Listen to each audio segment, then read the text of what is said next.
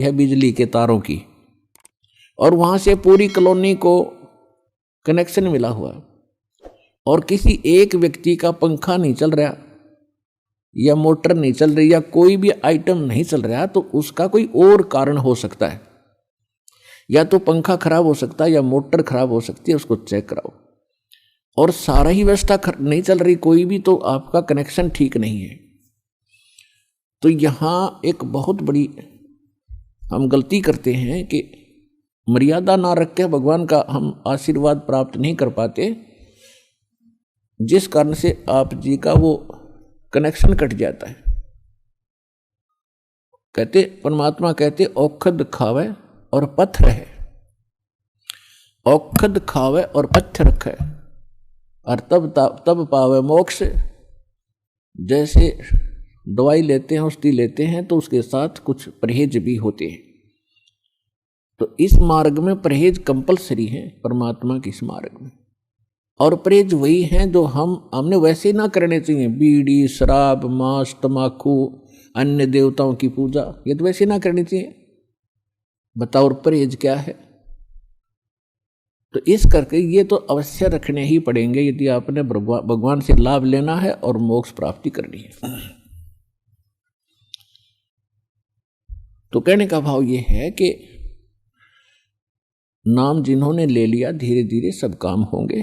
थोड़ा समय दो दाता को, इतने उतावले ना हो। जैसे एक कहता है जी मैंने नाम लिया, मेरा सारे सुख हो गए, तो इसके अब दूसरा कहता है जी मैं 4 बार आ चुका हूँ, अभी तक विशेष राहत मिली नहीं है। पुण्यात्माओं, ये परमात्मा का मार्ग है, इसके लिए आपने ये ध्यान रखनी पड़ेंगी जो बातें दास बता रहा है। अब जैसे किसी का कोई रोगी है और उसको एक्सीडेंट हो गया किसी का, और उससे ब्लड निकल रहा है, रक्त, और उधर से टांग टूट गई, उस पीड़ा भी बहुत घनी हो रही है। तो डॉक्टर सबसे पहले उस स्थान को ऑपरेशन या किसी कारण से ठीक करेगा जहाँ से ब्लड निकल रहा है। अगर उसका ब्लड निकल गया तो मृत्यु हो जाएगी, और वो उस तरफ ध्यान नहीं देगा कि टांग टूट रही है और ये रो रहा है, चिल्ला रहा है कि मुझे पीड़ा है। डॉक्टर इलाज भी कर रहा है और वो ये सोच रहा है कि डॉक्टर का जानना को नहीं, मैं मर गया, मेरी तो टांग टूट गई। लेकिन डॉक्टर पागल नहीं है, डॉक्टर पहले देख रहा है कि ये करना आवश्यक है, ये टांग तो बाद में जुड़ जाएगी, इस तरह मरा नहीं गा ये। तो इसी प्रकार आपके जिन्होंने दीक्षा ले ली है और जिनके ऊपर कोई ऐसी आपदा आनी है कि आपकी मृत्यु होनी हो, तो पहले परमात्मा उस मृत्यु को रोकेगा। बाकी संसारिक सुख तो फिर आपका ढेर लगा देगा, आपका जीवन एक्सटेंड हो गया था। तो इस बात को आप ध्यान रखना, यह कोई बालकों का लेख नहीं है, और इतने एक मनुष्य जीवन का मिलना हंसी खेल नहीं है। एक सांस भी मनुष्य जीवन की मिलना आपको बालकों का खेल नहीं है, और ये आपको 150 वर्ष एक्सटेंड कर देता है। ये परम पिता, ये पूर्ण परमात्मा है।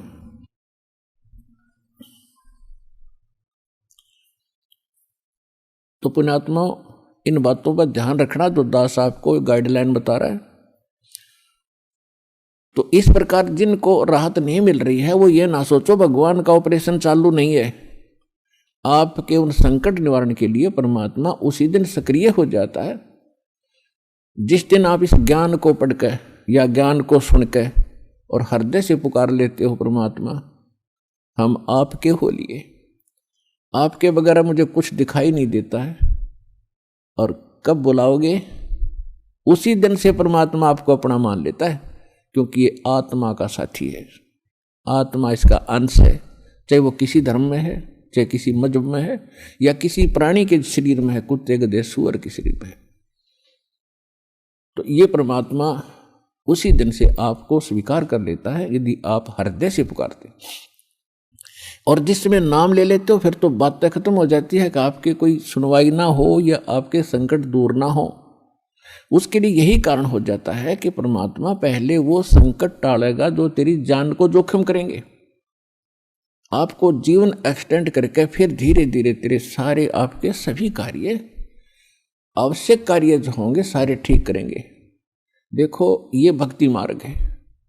यदि आप यहाँ आते हो बरवाला आश्रम में, तो आपको सबसे पहले ये उद्देश्य बनाना होगा कि मुझे मोक्ष चाहिए। और जो ये कहते मैं फैक्ट्री लाऊं, मैं मंत्री बनूं, एमएलए बन जाऊं, मेरा आशीर्वाद दे दो गुरुजी, देखो ये आशीर्वाद यहां पर आपको नहीं मिलेंगे, क्योंकि ये तो भगवान से दूर करेंगे आपको, और हम ऐसा विष आपको खिला नहीं सकते जो आपका जीवन को हानि कर दे। डॉक्टर ऐसा अनजान नहीं होता। इसका कारण ये है कि जैसे कोठी बंगले आपको दे भी देगा भगवान, तो आप परमात्मा से कोसों दूर होगे। और फिर क्या बताते हैं, सर्व सोने की लंका थी वो रावण से रणधीरम, एक पलक में राज विराजीव जम के पड़े जंजीरम। सारी सोने की लंका बख्श दी थी उसको, सारा लंका सोने की बनाए बैठा था, और उस समय तो कई हजार, 20 30 हजार वर्ष की उम्र होती थी। तो उसने त्याग को सोचना कोई बड़ी बात नहीं थी, कभी ना मरूं, 30-40 हजार वर्ष जीऊंगा, क्योंकि सतयुग में लाख वर्ष की आयु होती है, और त्रेता में भी 67 के अंदर 40, 50, 30 और लास्ट में कम हो जाती है। तो रावण के मन में ये खरपतवार पैदा हो जाना, क्या भी नहीं मरूंगा, ठाठ तो कोठी बना ली, दो कोई मंजिल की अटारियां बना रखी हैं। जैसे आजकल ये 20-20, 30-30 मंजिल के बनाते हैं मकान, वो तो 100 मंजिल के बनाए बैठा था, 200 के, इतना कुबद्दी था। और सारे सोने के, ईंट और गारा सोने की, लिपाई सोने की, और उसने भी ये सोच रखा था भी नहीं मरूं, ऐसा बक्कल उतरा, सब परिवार नष्ट हो गया। तो कहने का भाव ये है, परमात्मा कहते हैं कि क्या मांगो कुछ थिर न रहाई, ये देखत नैन चला जग जाई, 1 लख पूत 1.25 लाख नाती, उस रावण के दीवान बाती। परमात्मा कहते क्या मांगो, हमें बताते हैं कि क्या मांगोगे। रावण जितने धनी भी नहीं हो सकते, और ऐसे शक्तिशाली सिद्धि युक्त भी तुम नहीं हो सकते, और उसकी क्या दुर्गति हुई, और क्या मांगना चाहिए परमात्मा से। भक्ति दान गुरु दीजियो देवन के देवाओ, जन्म पाया भूलूं नहीं करहूं पद सेवा हो। और फिर क्या मांगे, साईं इतना दीजियो जा मैं कुटुंब समाए, हम भी भूखे न रहे अतिथि न भूख हो जाए। इससे अधिक मांगने की आवश्यकता नहीं भगवान से। अब परमात्मा ने सारा पता है कि इस बच्चे को क्या आवश्यकता है और कौन सा वस्तु देना अनिवार्य है, और कौन सी वस्तु ये मांग रहा है, इसके लिए ये फायदेमंद है कि नहीं। जैसे डॉक्टर के ऑपरेशन यानी उपचार के अंदर रोगी ने अपनी नहीं चलानी चाहिए, डॉक्टर की ही चाल है। जब डॉक्टर होगा तो सही वो, और डॉक्टर के उपचार के अंदर बीच में कोई टांग अड़ाता है अपनी कि नहीं मत ऐसे कर दो ऐसे कर दो, वैसे करवा ले, लेकिन उसे लाभ कुछ नहीं होगा, वो रोग नहीं कटेगा। तो इस प्रकार से आप जिस दिन यहाँ आ जाते हो आप उपचाराधीन हैं, और आपका रोग कौन सा है, जग सारा रोग यारे, जिन सतगुरु वेद न जाण्या, जग सारा रोग यारे, जग सारा रोग यारे, जिन सतगुरु वेद न जाण्या, जग सारा रोग यारे। कौन सा रोग भाई, जन्म मरण का रोग लगा है या तृष्णा बडरी खांसी, जन्म मरण का रोग लगा है या तृष्णा बडरी खांसी, आवागमन की डोर गले में या पड़ी काल की फांसी, जग सारा रोग यारे, जिन सतगुरु वेद न जाण्या, जग सारा रोग यारे।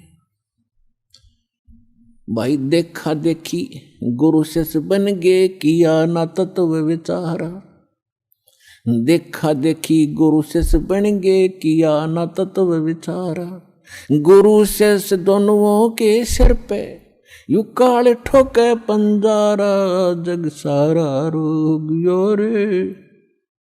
जिन सतगुरु वैद न जान्या जग सारा रोह गया रे। भाई साचा सतगुरु कोई न पूजे इन झूठों जगपतियासी। साचा सतगुरु कोई न पूजे इन झूठों जगपतियासी। झूठ अंधे की बा गई अंधे ने ये मार्ग कौन बतासी। जग सारा रोह गया रे। जिन सतगुरु वैद न जान्या जग सारा रोह गया रे। भाई सार शब्द सर जीवन बूटी घस घस अंग लगावे। सार शब्द सर जीवन बूटी घस घस अंग लगावे।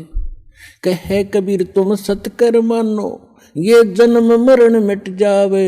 जग सारा रोह गया रे। जिन सतगुरु वैद न जान्या जग सारा रोह गया रे। तो इसमें यह स्पष्ट कर दिया परमात्मा ने कि आपको कौन सा रोग है। क्या बताया है कि जन्म मरण का रोग लगा है और यह तृष्णा बढ़ रही खांसी और आवागमन की। ऊपर जाओ फिर वहां से अपना हिसाब करा के नीचे आओ। मनुष्य बनो, गधे बनो, कुत्ते बनो, फिर अपना टाइम पूरा करो, फिर जाओ। फिर वहाँ से नेक्स्ट आदेश हो गधा बनो, फिर जाओ। फिर आदेश बने कुत्ता बनो, मनुष्य बनो, देवता बनो, फिर राजा बनो, फिर गधा बनो। कहते ये आवागमन की डोर गले में या काल के कर्म की फांसी आपके लगी हुई है और इसको केवल परमात्मा पूर्ण ब्रह्म सत्य पुरुष कबीर परमेश्वर के अतिरिक्त कोई ऐसा भगवान नहीं है, देव नहीं है जो इस रोग न काट सके। तो उसको काटने के लिए परमात्मा ने एक विधि बता रखी है और वह विधि अभी तक छुपा रखी थी, क्योंकि परमात्मा का और काल का एक प्रोमिस हुआ था, अनुबंध हुआ था। इस काल ने कहा था कि 3 युगों में सतयुग त्रेता द्वापर में हे परमात्मा आप थोड़े जीव निकालना और चौथे युग कलयुग में आप कितने ही ले जाना। काल को पता था कि कलयुग में इनकी पिछली बैटरी कति डाउन हो जाएगी, पुण्य कर्म कति खत्म हो जाएंगे। सतयुग त्रेता द्वापर में, सतयुग त्रेता द्वापर के अंदर आप वीर आप रहे हैं। और वो कौन सी आत्मा है जो सतयुग त्रेता द्वापर में सतयुग से शुरू होती है मानव शरीर प्राप्त करके? वो आत्माएं होती हैं जो कभी इस कलयुग के इस समय में, जो आज आपको टाइम मिला है, ये बिचली पीढ़ी का समय यानी मध्य का समय है कलयुग।